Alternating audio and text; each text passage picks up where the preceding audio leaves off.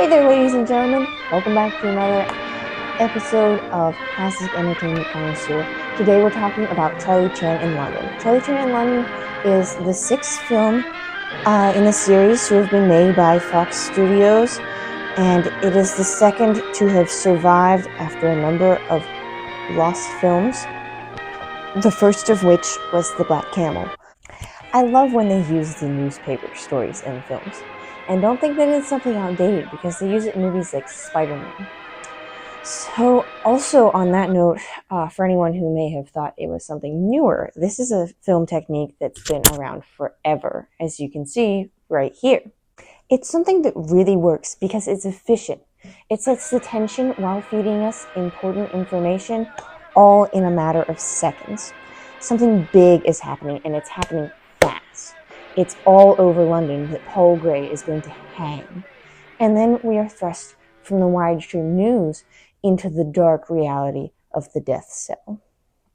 But it doesn't even stop there. We could be shown a man behind bars with a desperate look on his face. And that would be sufficient information, right? No, this man is desperate, yes, but so would anyone be in his place. Since the entire plot revolves around proving his innocence, the audience has to be able to sympathize with him right away. And in order to sympathize properly, we have to see some character.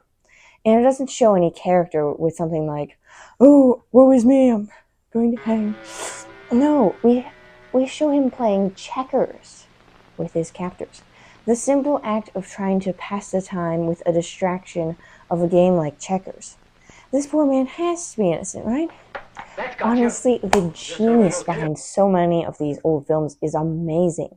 Something that's fascinating when you really take the time to study on it.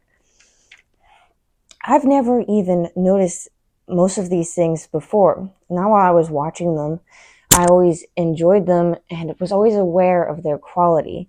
But I just had to sit and watch it again from a more critique perspective so I can actually pinpoint some of these things. And in doing that, I'd like to also mention something I just noticed for the first time ever. And I have seen this film so many times. When the sister comes in, look at this acting. This relationship between brother and sister can be so clearly felt.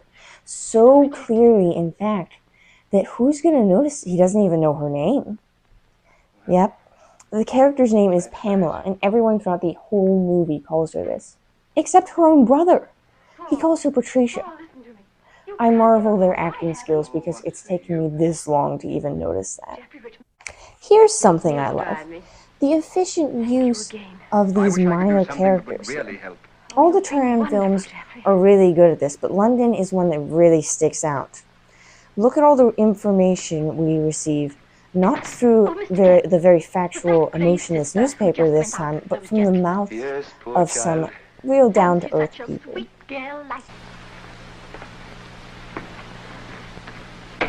Oh, Mr. Kemp, was that Gray's sister who just went out with those gentlemen? Yes, poor child.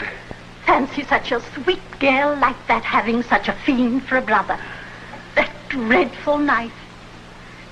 They say the head was almost severed from the body. That will do, Miss Johnson.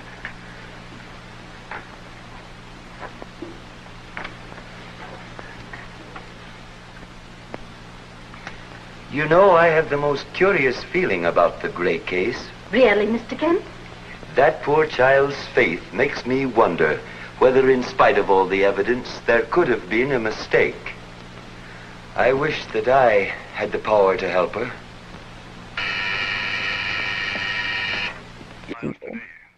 Oh, here comes Charlie. I appreciate that they take the time to show how Charlie gets on the case. He doesn't just walk in and start looking for clues. This is what makes the difference between the flat and the round characters. And Charlie is a round character. He's not a crime machine, he's a family man. And all he's thinking about is getting home to his wife and kids. And it's his deep love for family that prompts him to try and save this poor girl's brother. The suspense in this one is really great. Because if you notice that clock there, Charlie Chan is pressed for time because he only has so long before the brother is going to hang, right? So the clock on the cover represents this, that it's like 48 hours, I believe, that he has to solve this crime. So this one especially has a sense of urgency about it. Okay, I'd also like to make mention of some of the little things I like about this one. Like Pamela's gorgeous gown here. It's so pretty. I love the costumes and backgrounds in this one. They're all especially grand and lavish, of course, because it's in a mansion. And it's great to be able to see all the lovely fashion of the time. I like that when Charlie does come to help on the case, this strict butler won't even let him in. He has to climb through the window. And this is one of those comical stunts that a movie or so later would have been passed on to one of his sons.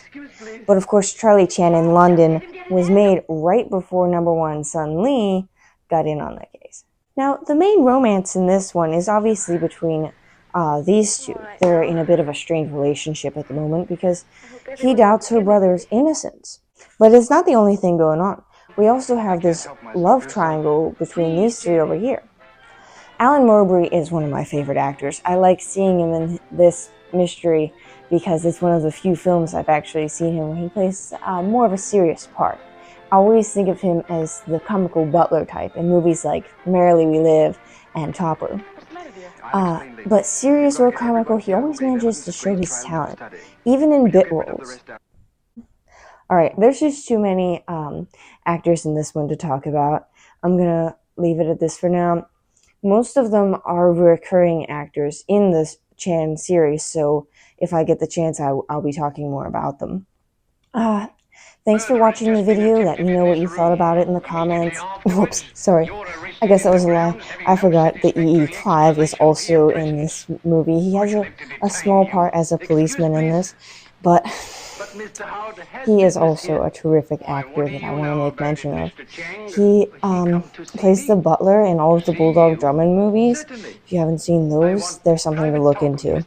Which actually, the guy here, the main love interest, he also plays Bulldog Drummond in one of the Bulldog Drummond movies, one of the early ones, before the role was given to John Howard. The Bulldog Drummond series is going to be one I'll probably be reviewing as well if I ever manage to wade my way through all these Chan films.